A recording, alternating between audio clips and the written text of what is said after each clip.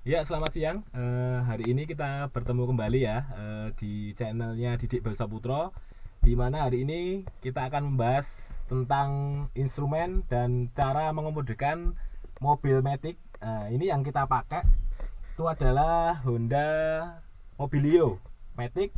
Yang kemarin video kemarin kita bahas untuk Honda Brio tapi manual ya. Nah, ini kita bahas tentang mobil Matic Mobilio. Jadi hari ini nanti akan kita bahas panel-panelan instrumen apa aja yang ada di Honda Mobilio ini, sama nanti kita akan coba caranya mengemudikan mobil Matic itu seperti apa. Saksikan terus videonya dan tonton sampai selesai.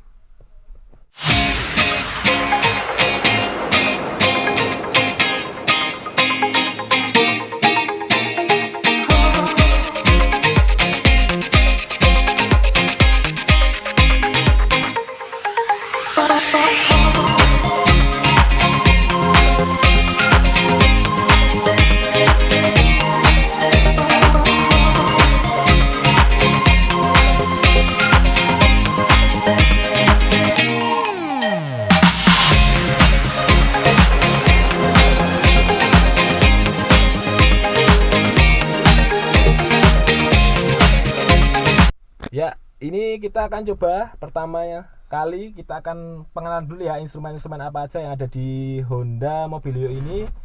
Kita akan lihat dan kita akan nyalakan dulu mesinnya. Kita biar bisa lihat untuk panel-panelnya.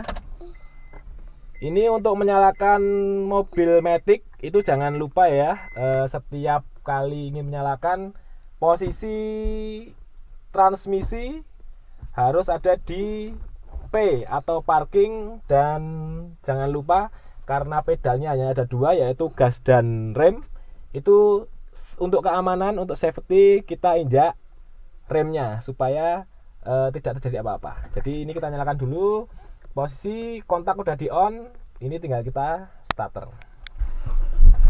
Ya, itu pertama ya, untuk menyalakan mobil Matic harus posisi tuas transmisi ada di P dan kita harus injak remnya untuk keamanan. Itu untuk yang pertama. Oke, sebelum kita bahas panel-panelnya ya, ini saya akan jelaskan terlebih dahulu untuk transmisi Matic ini ada apa aja yang ada di Mobilio ini. Untuk yang pertama tadi yang udah saya jelaskan kan posisinya di P itu parking, jadi pada saat kondisi mobil berhenti itu harus ada di P ini. Kemudian turun ke bawahnya itu ada R ya. Jadi R ini penjelasannya adalah untuk reverse atau untuk mobil itu mundur. Untuk N ini adalah netral. Jadi ini kondisi mobil posisi netral, tidak ada posisi gear di maju atau mundur, jadi posisinya netral. Untuk D ini artinya adalah drive. Jadi ini adalah kondisi mobil untuk berjalan maju ya. Jadi untuk berjalan ke depan.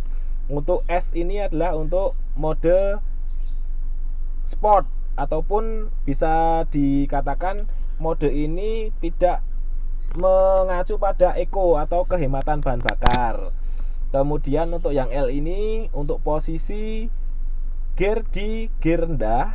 Jadi ini fungsinya untuk yang L ini adalah pada saat tanjakan itu butuh torsi atau butuh tenaga, itu kita posisikan ke L ini. Sama untuk pada saat turunan itu kita posisikan ke L, tujuannya untuk membantu engine brake dari mobil Matic ini. Karena mobil Matic ini kalau tidak pakai di posisi rendah itu engine brake-nya tidak membantu pengereman ya. Jadi seperti itu penjelasannya. Oke, penjelasan berikutnya ya. Jadi ini di dashboard ini ada beberapa tampilan. Di paling kiri itu ada RPM ya. Jadi ini itu menunjukkan putaran mesin, RPM. Kemudian yang tengah ini untuk kecepatan, dan yang di paling kanan itu ada P, R, N, D, L, S. Itu adalah perpindahan dari transmisi ini. Ini bisa saya contohkan, kalau kita berpindah itu juga akan berpindah nyala lampunya kalau transmisinya kita pindahkan. Kemudian untuk yang itu ya, indikator ini ya, indikator ini memang indikatornya nyala, itu kita harus pakai, atau keamanan untuk kita harus pakai seatbelt. Kemudian ini handrem, jadi kalau ini belum dilepas handremnya masih nyala lah. Ini kalau kita lepas mati, nyala. Nah, itu tampilannya. Untuk yang di sini itu adalah odometer sama petunjuk bahan bakar. Di dalamnya juga ada trip, itu perjalanan. Kemudian ini average pengkonsumsi bahan bakar mobil ini pada saat berjalan, ya ini 12 km per liter. Kemudian ini odonya, jadi kembali lagi muter seperti itu. Ini tombolnya untuk memfungsikannya. Oke, selanjutnya di bagian kiri ini multimedia ya. Jadi ini audio, dimana audionya ini udah menggunakan touchscreen.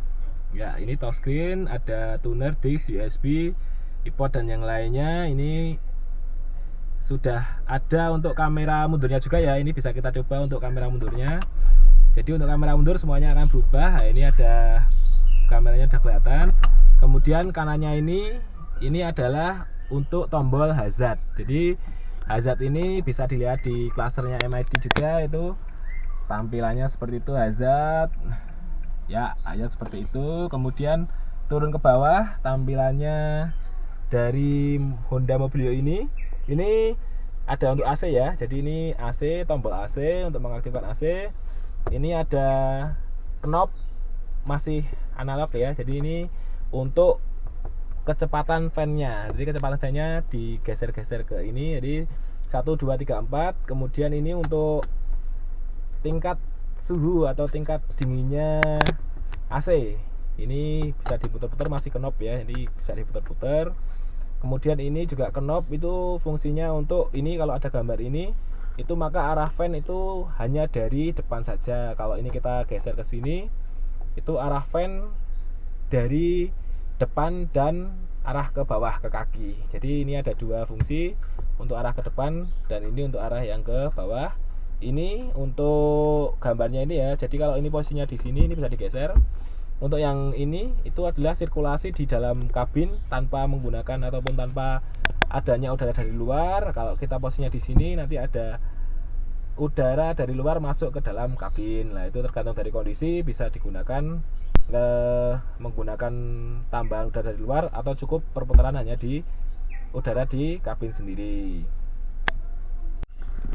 Oke, panel selanjutnya ini ya, ini yang di kiri kemudi itu ada fungsinya untuk wiper. Untuk yang ini untuk wiper belakang. Jadi ini kalau di on kan wiper belakang yang nyala. Kemudian kalau yang sini didorong ke bawah, itu wiper depan yang akan aktif. Nah, itu ini fungsinya dari tuas yang kiri ya, dari kemudi. Itu fungsinya untuk wiper depan dan wiper belakang.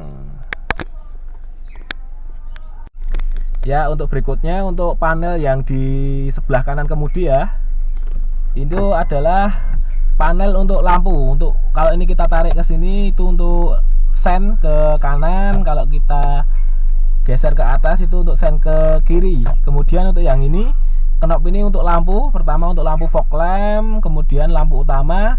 Jika kita dorong ke depan, itu untuk lampu jarak jauh. Jadi itu fungsinya untuk yang tombol di kanan setir ini. Nah, itu fungsinya untuk menyalakan lampu. Ya, untuk yang tombol di sebelah kanan dari kemudi ini ya, ini ada power windows. Jadi ini untuk yang kanan ya, ini untuk membuka jendela pintu kanan. Ini untuk yang jendela pintu kiri depan. Ini untuk yang jendela belakang kanan. Itu untuk yang jendela kiri ya. Kemudian ini untuk central lock ya, ini central lock. Ini ada untuk mengunci, untuk membuka ya, mengunci, membuka. Kemudian ini fungsinya untuk mengunci dari power windows, tapi ini hanya untuk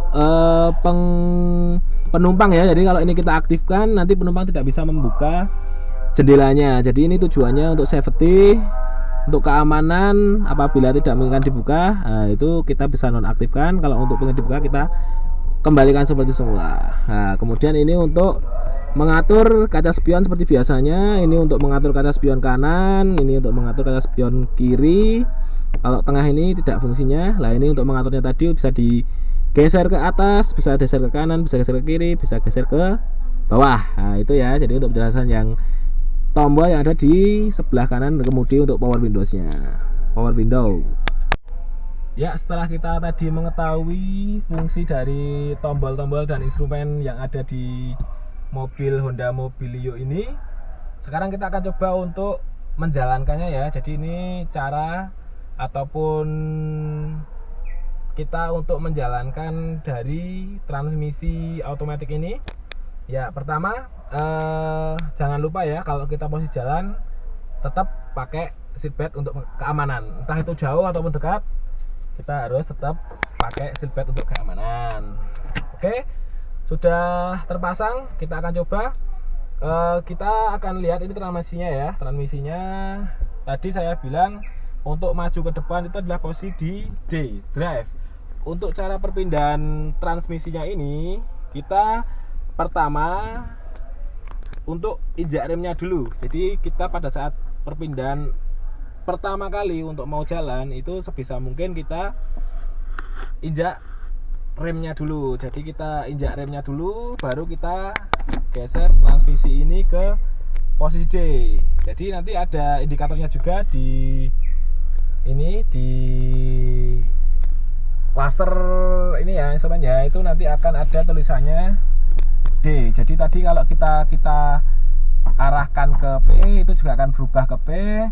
Kalau kita posisikan ke D, maka indikatornya juga akan berubah ke D. Ya, setelah posisinya ini udah ke D, kita jangan lupa untuk melepas rem tangannya. Jadi ini kita lepas rem tangan. Untuk turunkan rem tangannya dulu, lepas, dan kita lepaskan rem yang tadi kita injak pelan-pelan. Nanti secara ini mobil itu akan langsung jalan tanpa harus kita menginjak gas terlebih dahulu. Jadi ini contohnya seperti ini, kita langsung lepaskan ini ya remnya. Tuh kita udah jalan. Ya, ini kita jalan pelan-pelan dulu. Oke, kita jalan ya. Udah cukup.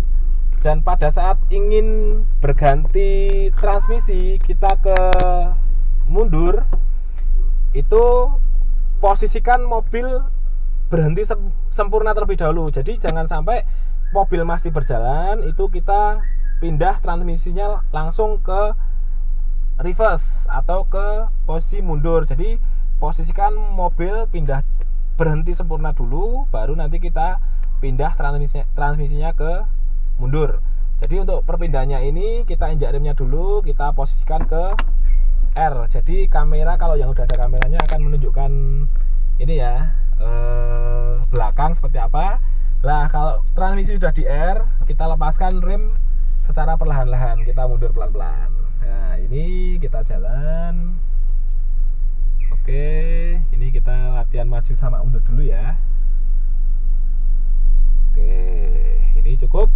Kalau posisinya mundur udah selesai dan kita ingin mematikan mesin dari mobil ini, kita posisikan dulu ke P, ke parking. Kemudian kita angkat handrem untuk keamanan ya, kita angkat handrem, dan ini mesin bisa kita matikan. Jadi posisikan pada saat mau mematikan mesin mobil Matic itu tuas transmisi di P, handrem sudah diaktifkan atau sudah diangkat, kemudian kita baru matikan mesinnya. Itu cara yang aman. Jadi kunci bisa dicabut. Kalau posisi transmisi masih di N atau di R, maka kunci ini tidak bisa dicabut. Itu ya untuk yang kita cara mengemudikan mobil Matic ya. Semoga bermanfaat, dan jangan lupa itu ya, jadi tuas transmisi mobil Matic sebisa mungkin, jadi teman-teman itu kan ada gas sama rem. Sebisa mungkin untuk penggunaannya kita cukup menggunakan kaki kanan saja. Jadi kaki kiri biar bisa istirahat.